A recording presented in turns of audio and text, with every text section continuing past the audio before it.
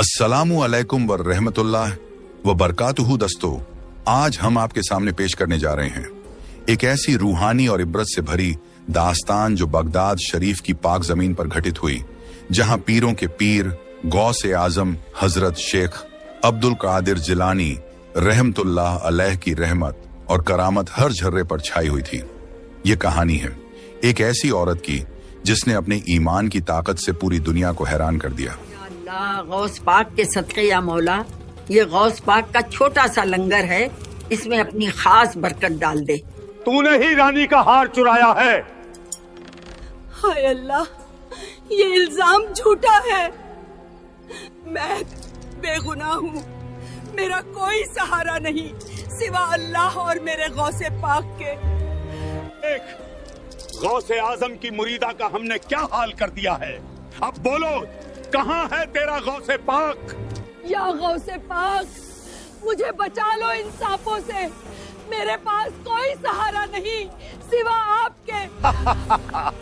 बुढ़िया, तेरा गौसे पाक अब नहीं आएगा।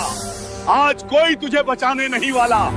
या अल्लाह, या गौसे पाक, मुझे बचा लो। मैं बेगुनाह हूँ, मुझे इन कुत्तों से बचा लो। आज तो तुझे कोई बचा नहीं सकता। देखता हूँ अब तेरा कौन आता है। या अल्लाह, इस आजमाइश से मुझे बाहर निकाल दे। मेरे कदम लड़खड़ा रहे हैं, मगर मेरा यकीन अब भी। याद रखो शमीम बीबी, दुश्मन के आगे कभी मत हारना। सब्र और यकीन ही अल्लाह की सबसे बड़ी तलवार होते हैं। ये कहानी है शमीम बीबी की, जो हजरत गौसे पाक की मुरीदा थी। तो चलो शुरू करते हैं। यह दिलचस्प सफर बहुत पुराने जमाने की बात है, जब बगदाद शरीफ अपने रंगीन बाजारों और ऊंची मीनारों के लिए मशहूर था। उस वक्त बगदाद में हजरत गौसे पाक का दरबार लगता था, जहां हजारों लोग रोजाना आते थे उनकी तालीम सुनने, उनकी बरकत लेने और अपनी मुश्किलों का हल पाने के लिए। उसी बगदाद के एक कोने में एक बहुत ही सादा सी झोपड़ी थी, जो टूटी फूटी थी, लेकिन उसमें रहने वाली औरत की शान बादशाहों से भी बड़ी थी। उनका नाम था शमीम बीबी और वो 80 साल की बुजुर्ग औरत थी। लेकिन देखो ना, उनकी उम्र भले ही 80 साल थी, मगर उनका जज्बा जवानों से भी ज्यादा था। शमीम बीबी की शक्ल पर झुर्रियां तो थीं, लेकिन उनकी आंखों में एक अजीब सा नूर चमकता था, जो हर देखने वाले को अपनी तरफ खींच लेता था। उनके सफेद बाल हमेशा दुपट्टे से ढके रहते थे और उनकी आवाज में एक मिठास थी जो सुनने वाले के दिल को सुकून देती थी। शमीम बीबी हजरत गौसे पाक की मुरीदा थीं और उन्हें दीन का बहुत गहरा इल्म था। वो कुरान शरीफ की आयतें याद थीं और हदीसों को समझती थीं।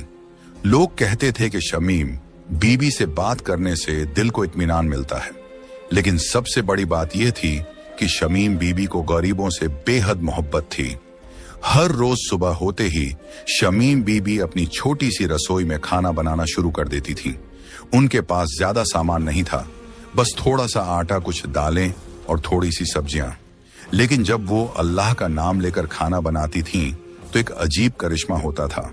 थोड़े से आटे से इतनी रोटियां बन जाती थीं कि 100 लोग खाकर सैर हो जाएं। थोड़ी सी दाल इतनी बढ़ जाती कि सबको भरपेट मिल जाए। यह था गौसे पाक का करम जो शमीम बीबी पर बरसता था। हर दोपहर को बगदाद के गरीब लोग शमीम बीबी की झोपड़ी के बाहर इकट्ठा हो जाते थे। वहां भूखे बच्चे होते थे, बेसहारा बूढ़े होते थे, बेवा औरतें होती थीं और मजदूर लोग होते थे। शमीम बीबी अपने कांपते हुए हाथों से सबको प्यार से खाना परोसती थीं और हर किसी के लिए दुआ करती थीं। लोग खाना खाते हुए शमीम बीबी के लिए दुआएं देते थे। कोई कहता था अल्लाह शमीम बीबी को सलामत रखे, तो कोई कहता था यह अल्लाह की सच्ची बंदी है। कोई कहता था गौसे पाक वाली की मुरीदा पर अल्लाह की खास नजर है, इन पर गौसे पाक का करम बरसता रहता है, यह कभी भूखा नहीं रहेगी। हम सब इनके लिए दुआ करते हैं शमीम बीबी। ये सब सुनकर बस मुस्कुरा देती थीं और कहती थीं, ये सब मेरे पीर का करम है, मैं तो बस उनकी एक छोटी सी खादिमा हूं। अब सुनो, इसी बगदाद में एक बादशाह भी रहता था जिसका नाम था सुल्तान फैयाज। लेकिन उसका दिल बिल्कुल भी फैयाज नहीं था, बल्कि बहुत ही सख्त और पत्थर जैसा था। बादशाह फैयाज बहुत ही जालिम था और लोगों पर जुल्म करना उसका शौकन था। उसका महल बहुत बड़ा था, जिसकी दीवारें संगमरमर की थीं और छतें सोने से सजी थीं। उसके दरबार में हमेशा नाच गाना होता रहता था और शराब के दौर चलते रहते थे। बादशाह को अपनी ताकत पर बहुत घमंड था। वो सोचता था कि दुनिया में उससे बड़ा कोई नहीं है। बादशाह ने अपने राज्य में एक बहुत ही जालिमाना कानून बना रखा था कि जो भी उसके खिलाफ बोलेगा या कोई गलती करेगा, उसे गांव के बीचों बीच फांसी दे दी जाएगी। हर हफ्ते किसी न किसी को फांसी चढ़ाया जाता था और लोग डर के मारे चुप रहते थे। बादशाह अपने काले घोड़े पर बैठकर शहर में घूमता था और सिपाही उसके पीछे पीछे दौड़ते थे। जब बादशाह निकलता था तो लोग डर के मारे अपने घरों में छुप जाते थे। बच्चे रोने लगते थे और औरतें दरवाजे बंद कर लेती थीं। बादशाह को यह सब देखकर मजा आता था, क्योंकि उसे लगता था कि लोग उससे डरते हैं, मतलब वो ताकतवर है। लेकिन बादशाह को एक बात से बहुत जलन होती थी, वो यह कि लोग हजरत गौस से पाक का बहुत इज्जत करते थे। बादशाह सोचता था कि मैं बादशाह हूं, लेकिन लोग एक फकीर को मुझसे ज्यादा चाहते हैं। यह बात उसे बर्दाश्त नहीं होती थी। एक दिन की बात है, बादशाह फैयाज अपने सिपाहियों के साथ घोड़े पर बैठकर बगदाद की गलियों में घूम रहा था। अचानक उसकी नजर एक भीड़ पर पड़ी जो किसी झोपड़ी के बाहर जमा थी। बादशाह ने अपने घोड़े को रोका और दूर से देखने लगा, वहां क्या हो रहा है। बादशाह ने देखा कि एक बूढ़ी औरत अपने हाथों से लोगों को खाना परोस रही है और लोग बहुत खुशी से खा रहे हैं। बादशाह के कान खड़े हो गए जब उसने लोगों की बातें सुनी। एक आदमी कह रहा था, अल्लाह शमीम बीबी को हमेशा सलामत रखे। दूसरा कह रहा था, यह तो अल्लाह की सच्ची बंदी है। एक बूढ़ा कह रहा था, इन पर गौसे पाक का खास करम है। एक औरत कह रहा थी, यह कभी भूखा नहीं रहेगी क्योंकि अल्लाह इनका ख्याल रखता है। एक बच्चा कह रहा था, मैं बड़ा होकर इन जैसा बनूंगा। बादशाह का चेहरा सुनकर एकदम लाल हो गया। उसकी मुट्ठियां भींच गईं और दांत पीसने लगा। वो सोचने लगा कि यह क्या हो रहा है। मेरे शहर में लोग मुझे छोड़कर एक बुढ़िया की तारीफ कर रहे हैं। यह बर्दाश्त के बाहर है। बादशाह का दिल जलन से भर गया, लेकिन उस वक्त वो कुछ नहीं बोला, क्योंकि इतने सारे लोग थे। उसने अपने घोड़े को घुमाया और वापस महल की तरफ चल दिया। लेकिन उसके दिमाग में एक ही बात घूम रही थी कि इस बुढ़िया को सबक सिखाना होगा। महल पहुंचकर बादशाह बहुत बेचैन हो गया। उसे नींद नहीं आ रही थी। वो अपने बिस्तर पर करवटें बदलता रहा। पूरी रात उसके दिमाग में शमीम बीबी का चेहरा घूमता रहा और लोगों की तारीफें उसके कानों में गूंजती रहीं। सुबह होते ही बादशाह ने अपने सबसे खास वजीर को बुलाया। वजीर का नाम था मीर हसन, जो बादशाह की हर बात मानता था। बादशाह ने गुस्से में पूछा, मीर हसन, मुझे बताओ कि यह बुढ़िया कौन है जो मेरे शहर में लोगों पर इतना रहम करती है और सब उसकी इतनी इज्जत क्यों करते हैं। मीर हसन ने झुककर अदब से कहा, हुजूर, वो शमीम बीबी हैं जो बगदाद के कोने में एक टूटी फूटी झोपड़ी में रहती हैं। वो बहुत ही नेक औरत हैं और हजरत गौस से पाक की मुरीदा हैं। वजीर ने आगे बताया कि हुजूर शमीम बीबी 80 साल की हैं, लेकिन फिर भी रोजाना गरीबों को खाना खिलाती हैं। उन्हें दीन का बहुत इल्म है और लोगों को अल्लाह की राह दिखाती हैं। वो बहुत रहम दिल हैं और अल्लाह पर पूरा यकीन रखती हैं। लोग उन्हें बहुत इज्जत देते हैं क्योंकि वो कभी किसी से बुरा नहीं बोलती और हमेशा सबकी मदद करती हैं। यह सब सुनकर बादशाह और भी गुस्सा हो गया। उसने मेज पर मुक्का मारा और चिल्लाया, यह कैसे हो सकता है कि मेरे शहर में मुझसे ज्यादा किसी की इज्जत हो। बादशाह ने कहा, इस बुढ़िया की इतनी हिम्मत हुई कि मेरे सामने गरीबों का दिल जीते। मैं इस गौस आजम की मुरीदा का नाम मिटा दूंगा। मैं इसे ऐसा सबक सिखाऊंगा कि सारी बगदाद देखेगी और डरेगी। वजीर मीर हसन ने कहा, लेकिन हुजूर, वो तो बस एक बूढ़ी औरत है और नेक काम करती हैं। लोग उन्हें इसीलिए प्यार करते हैं। बादशाह ने गुस्से से कहा, चुप रहो मीर हसन, मुझे तुम्हारी राय नहीं चाहिए। मुझे बस यह चाहिए कि इस बुढ़िया को सबक मिले।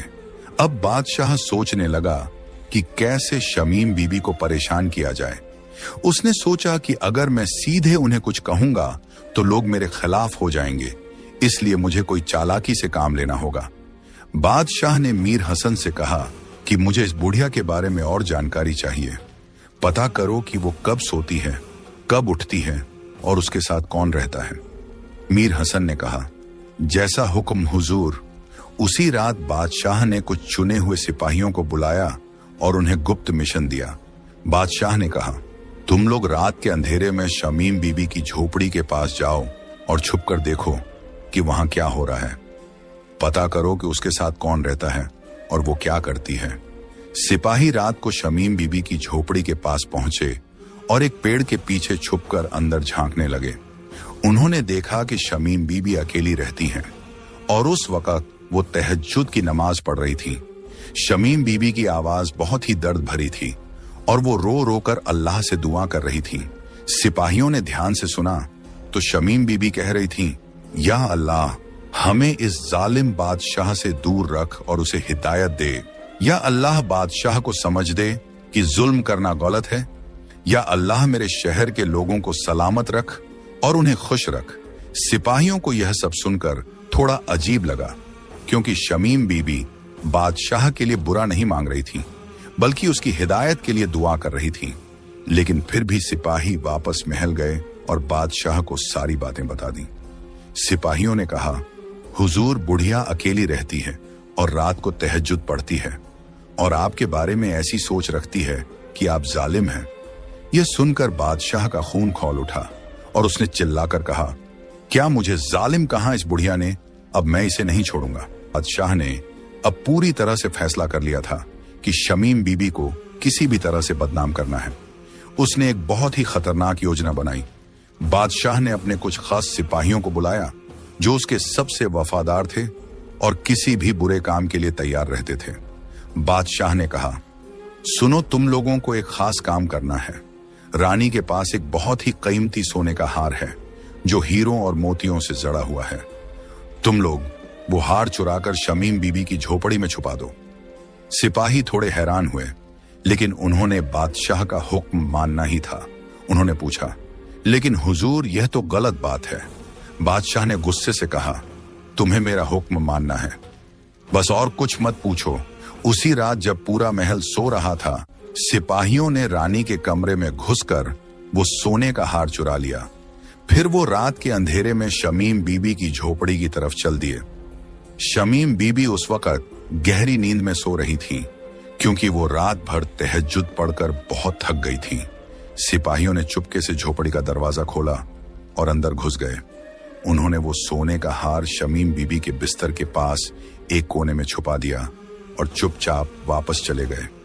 अगली सुबह जब पूरा शहर जाग रहा था, बादशाह ने अपने मुनादी को हुक्म दिया कि पूरे शहर में ढिंढोरा पिटवाया जाए। मुनादी ने नगाड़ा बजाया और चिल्लाकर कहा, सुनो सुनो ए बगदाद वालों, रानी का कीमती सोने का हार चोरी हो गया है। जो भी इस चोरी के बारे में कुछ जानता हो वो बादशाह को बताए, वरना उसे सख्त सजा मिलेगी। लोग इस खबर को सुनकर हैरान हो गए और आपस में बातें करने लगे। फिर थोड़ी देर बाद बादशाह ने अपने सिपाहियों को हुक्म दिया कि पूरे शहर में तलाशी ली जाए और चोर को ढूंढा जाए। सिपाही घर घर जाकर तलाशी लेने लगे।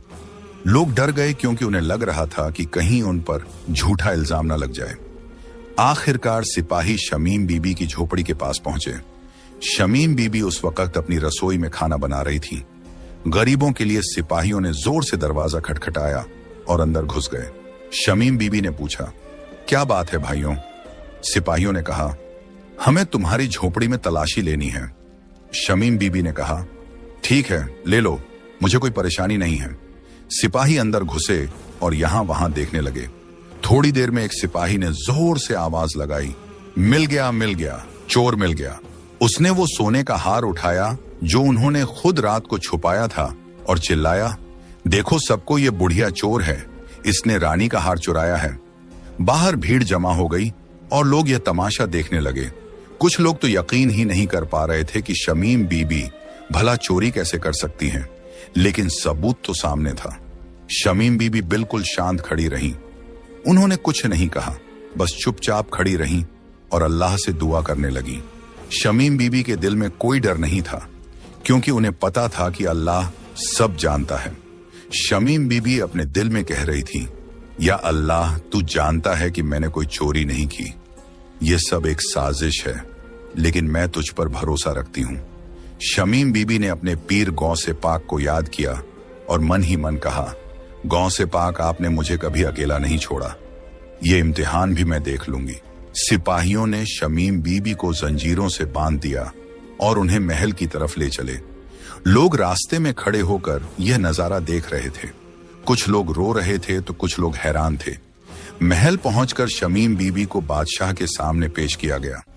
बादशाह अपने शाही तख्त पर बैठा था और बहुत ही घमंड से मुस्कुरा रहा था। चारों तरफ दरबारी खड़े थे और सब ये तमाशा देख रहे थे। बादशाह ने शमीम बीबी की तरफ देखा और व्यंग से कहा, तो बुढ़िया, अब बताओ, तुमने रानी का हार क्यों चुराया?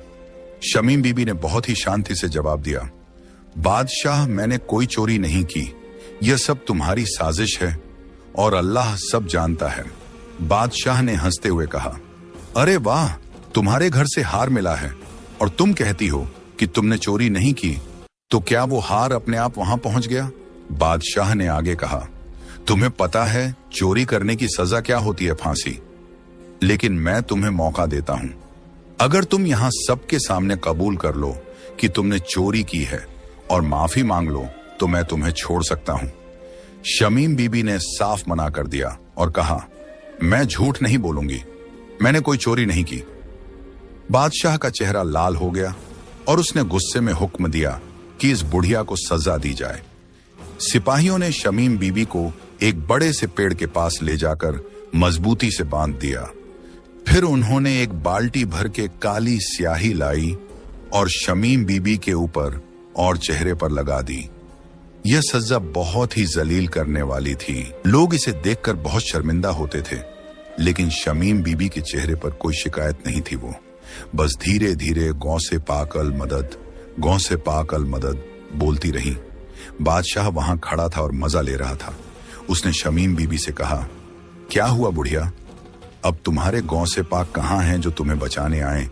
अगर तुम यहां सबके सामने बादशाह जिंदाबाद के नारे लगा दो तो मैं तुम्हें माफ कर सकता हूं। लेकिन शमीम बीबी ने इनकार कर दिया और फिर से गौसे पाक अल मदद कहा। बादशाह और भी गुस्सा हो गया और उसने हुक्म दिया कि इस बुढ़िया को अंधेरी कोठरी में बंद कर दो। सिपाहियों ने शमीम बीबी को एक अंधेरी और गंदी कोठरी में बंद कर दिया। जहां चूहे और कीड़े मकोड़े थे, वहां कोई रोशनी नहीं थी और बहुत बदबू आ रही थी। शमीम बीबी वहां फर्श पर बैठ गईं और अल्लाह से दुआ करने लगी। पूरी रात शमीम बीबी रोती रहीं और दुआ करती रहीं।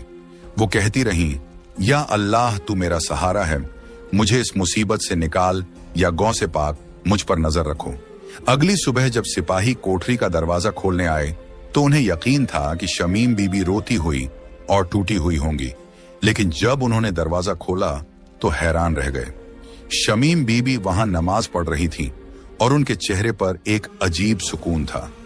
सिपाहियों को समझ नहीं आया कि इतनी तकलीफ के बाद भी यह बुढ़िया कैसे इतनी मजबूत है, लेकिन बादशाह का दिल अब भी नहीं माना। कुछ दिन बाद बादशाह ने और भी बड़ी सजा देने का फैसला किया। इस बार बादशाह ने बाजार के बीचों बीच एक बहुत बड़ी कब्र खुदवाई। वो कब्र इतनी गहरी थी कि अंदर जाने के बाद बाहर आना नामुमकिन था। बादशाह ने ऐलान करवाया कि आज शमीम बीबी को जिंदा कब्र में दफना दिया जाएगा। पूरा शहर बाजार में जमा हो गया। लोग डरे हुए थे और फुसफुसा रहे थे कि यह बहुत बुरा हो रहा है। कुछ लोग रो रहे थे, लेकिन कोई कुछ नहीं कर सकता था क्योंकि बादशाह बहुत ताकतवर था। शमीम बीबी को उस गहरी कब्र के पास लाया गया। सिपाहियों ने उन्हें नीचे उतार दिया, फिर बड़े बड़े पत्थर लाकर ऊपर से कब्र को बंद कर दिया। बादशाह दूर खड़ा होकर मुस्कुरा रहा था और सोच रहा था कि अब यह बुढ़िया खत्म हो गई। शमीम बीबी अंधेरी कब्र में गिर गई, लेकिन उन्होंने हिम्मत नहीं हारी। उन्होंने अपने हाथ उठाए और गौसे पाक से फरियाद की, गौसे पाक अल मदद, मुझे बचा लो, मुझे यकीन है कि आप मुझे अकेला नहीं छोड़ेंगे। और तभी एक ऐसा करिश्मा हुआ कि सब हैरान रह गए। अचानक आसमान में काले बादल छा गए और बिजली कड़कने लगी। फिर एक तेज बिजली की तार सीधी उस कब्र पर गिरी। वो बिजली इतनी ताकतवर थी कि उसने उन सभी भारी पत्थरों को उड़ा दिया। कब्र खुल गई और शमीम बीबी सही सलामत बाहर निकल आईं। लोगों ने यह करिश्मा देखा तो सबकी आंखों में आंसू आ गए। लोग समझ गए कि यह अल्लाह का करिश्मा है और गौसे पाक का करम है। सब ने एक साथ गौसे पाक की जय के नारे लगाए। गौसे पाक जिंदाबाद, गौसे पाक की जय हो। बादशाह यह देखकर डर के मारे कांप गया और भागकर अपने महल में छुप गया, लेकिन उसका दिल अब भी नहीं माना। वो सोचता रहा कि यह बस एक इत्तेफाका था। मैं इस बुढ़िया को और परेशान करूंगा। कुछ दिन बाद बादशाह ने एक और खतरनाक योजना बनाई। उसने अपने सिपाहियों से कहा कि जंगल से सबसे ज्यादा जहरीले सांप पकड़ कर लाओ। सिपाही जंगल में गए और 20-30 जहरीले सांप पकड़ लाए। वो सांप इतने खतरनाक थे कि एक ही काटने से इंसान की मौत हो जाए। बादशाह ने एक बड़ी लोहे की जाली मंगवाई और उसमें सभी सांप डलवा दिए। फिर शमीम बीबी को बुलाया गया और उसी जाली में डाल दिया गया। चारों तरफ से जहरीले सांप रेंग रहे थे और धीरे धीरे शमीम बीबी के पास आ रहे थे। लोग डर के मारे चीख रहे थे कि बचाओ बचाओ, लेकिन कोई कुछ नहीं कर सकता था। शमीम बीबी ने अपनी आंखें बंद की और अपने हाथ उठाकर दुआ की, या अल्लाह मुझे बचा ले, या गौसिए पाक मेरी मदद करो। और तभी एक और करिश्मा हुआ। अचानक आसमान से एक आवाज गूंजी जो बहुत ही प्यारी और नूरानी थी। वो आवाज थी हजरत गौसे पाक की, जिसमें कहा गया, ए सांपो शमीम को कुछ मत करना, वो मेरी प्यारी मुरीदा है, तुम सब एक तरफ हो जाओ। ये आवाज सुनते ही सभी सांप शांत हो गए और एक कोने में चले गए। वो सांप शमीम बीबी के पास भी नहीं आए। शमीम बीबी बिल्कुल सही सलामत रही। लोग यह देखकर फिर से रोने लगे और गौसे पाक के नारे लगाने लगे। बादशाह की आंखें खुल गईं, लेकिन उसके दिल में अब भी घमंड था। वो सोचने लगा कि यह भी शायद एक इत्तेफाका है। लेकिन अब बादशाह ने आखिरी और सबसे बड़ा फैसला किया। उसने सोचा कि इस बार मैं ऐसी सजा दूंगा कि यह बुढ़िया जरूर मर जाएगी।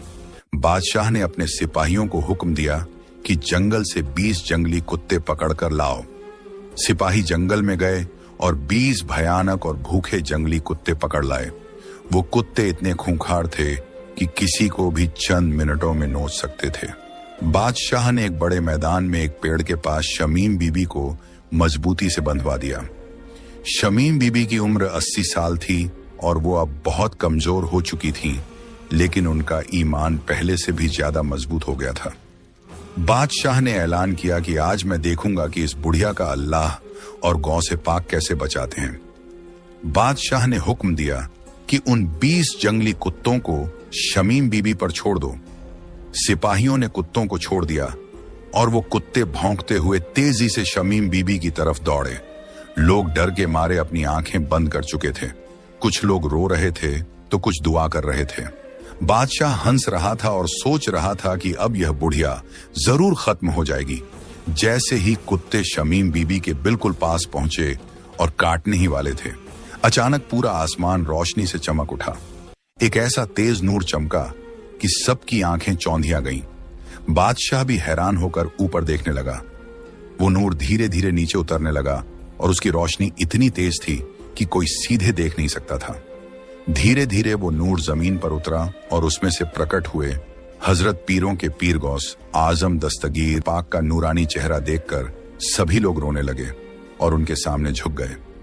वो जंगली कुत्ते जो शमीम बीबी को काटने जा रहे थे, वो भी अचानक शांत हो गए और गौसे पाक के कदमों में बैठ गए, जैसे वो कुत्ते नहीं बल्कि प्यारे पालतू जानवर हों। बादशाह यह देखकर कांप गया और उसके हाथ पैर डर से कांपने लगे। हजरत गौसे पाक ने बादशाह की तरफ देखा और बहुत ही प्यार और नरमी से लेकिन सख्ती के साथ फरमाया, ऐ जालिम बादशाह फैयाज, तूने मेरी प्यारी मुरीदा को बहुत तकलीफ दी है। तूने एक मासूम और नेक औरत पर झूठे इल्जाम लगाए। तूने उसे जलील किया, कब्र में डाला, सांपों के बीच फेंका और अब जंगली कुत्तों से मरवाना चाहा। यह सब क्यों? सिर्फ इसलिए कि तेरा घमंड और जलन तुझे चैन नहीं लेने दे रही। हजरत गौसे पाक ने आगे फरमाया, ऐ बादशाह, तू अपनी ताकत और दौलत पर घमंड करता है, लेकिन तुझे पता नहीं कि असली ताकत तो अल्लाह के हाथ में है। तेरी सारी दौलत, तेरा तख्त, तेरा राज सब अल्लाह का दिया हुआ है और अगर अल्लाह चाहे तो एक पल में सब छीन सकता है। हजरत गौसे पाक ने बादशाह को समझाया कि बादशाह बनना एक जिम्मेदारी है, न कि घमंड करने की चीज। अल्लाह ने तुझे बादशाह इसलिए बनाया है ताकि तू अपनी प्रजा की खिदमत करे, गरीबों की मदद करे, मजलूमों को इंसाफ दिलाए, न कि लोगों पर जुल्म करे। हजरत गौसे पाक ने फरमाया कि जो बादशाह अपनी प्रजा पर रहम नहीं करता उस पर अल्लाह भी रहम नहीं करता, और जो बादशाह अपने घमंड में अंधा हो जाता है अल्लाह उसे जलील करता है।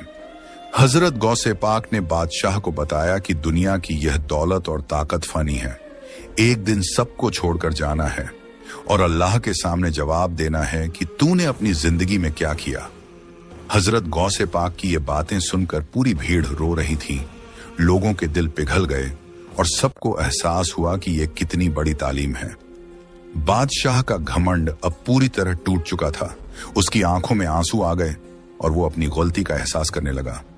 बादशाह उस नूर के सामने आकर घुटनों के बल बैठ गया और रोते हुए बोला, या गौसे पाक मुझे माफ कर दीजिए, मैं बहुत बड़ा गुनाहगार हूं।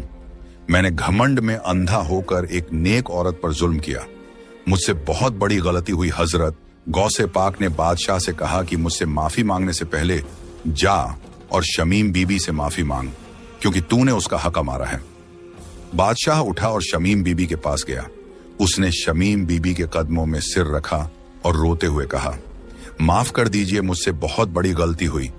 मैंने आप पर झूठे इल्जाम लगाए, आपको तकलीफ दी, मुझे माफ कर दीजिए। शमीम बीबी जो 80 साल की बुजुर्ग औरत थीं, जिन्होंने इतनी तकलीफें सही, उन्होंने बादशाह को माफ कर दिया क्योंकि उनका दिल बहुत नेक था। शमीम बीबी ने कहा, अल्लाह तुम्हें हिदायत दे। बादशाह, यही तो मैं चाहती थी। हजरत गौसे पाक ने बादशाह को और भी बहुत सारी नसीहतें दी। उन्होंने फरमाया कि अब से तू अपनी जिंदगी बदल दे, जुल्म छोड़ दे और अपनी प्रजा की खिदमत कर, गरीबों की मदद कर, मजलूमों को इंसाफ दिला और अल्लाह से डर। बादशाह ने हजरत गौसे पाक के सामने तौबा की और वादा किया कि अब से मैं अपनी जिंदगी बदल दूंगा। अब मैं लोगों पर जुल्म नहीं करूंगा बल्कि उनकी खिदमत करूंगा। फिर हजरत गौसे पाक शमीम बीबी के पास गए और उन्हें बहुत प्यार से देखा। हजरत गौसे पाक ने शमीम बीबी से फरमाया, बेटी शमीम, तूने बहुत सब्र किया और अपने ईमान पर कायम रही। अल्लाह तुझसे बहुत खुश है और तेरा मकाम बहुत ऊंचा है। हजरत गौसे पाक ने शमीम बीबी को दुआ दी कि अल्लाह तुझे हमेशा सलामत रखे और तेरी नेकियों को कबूल करे। फिर हजरत गौसे पाक ने सभी लोगों को नसीहत की। उन्होंने फरमाया कि अल्लाह पर भरोसा रखो और नेक काम करो। मुश्किलें तो आएंगी, लेकिन जो अल्लाह पर भरोसा रखता है वो कभी हारता नहीं। हजरत गौसे पाक ने लोगों को बताया कि मुश्किलें इम्तिहान होती हैं जो अल्लाह अपने नेक बंदों को देता है ताकि उनका ईमान और मजबूत हो जाए। ये सब कहने के बाद हजरत गौसे पाक वापस उसी नूर में गायब हो गए। शमीम बीबी रोने लगी और कहा, मुझे यकीन था कि गौसे पाक करम करेंगे। अब बादशाह की पूरी जिंदगी बदल गई। उसने अपने शहर में इंसाफ कायम किया, जुल्म खत्म कर दिया और गरीबों की मदद करना शुरू कर दी। बादशाह ने एक बड़ा लंगर शुरू किया जहां रोजाना हजारों लोगों को खाना मिलता था। उसने एक मस्जिद बनवाई और एक मदरसा भी बनवाया जहां लोग दीन का इल्म सीख सकें। शमीम बीबी पहले की तरह फिर से गरीबों को खाना बांटने लगी। अब बादशाह भी उनकी मदद करने लगा। बादशाह खुद शमीम बीबी के पास आता और कहता कि आज मुझे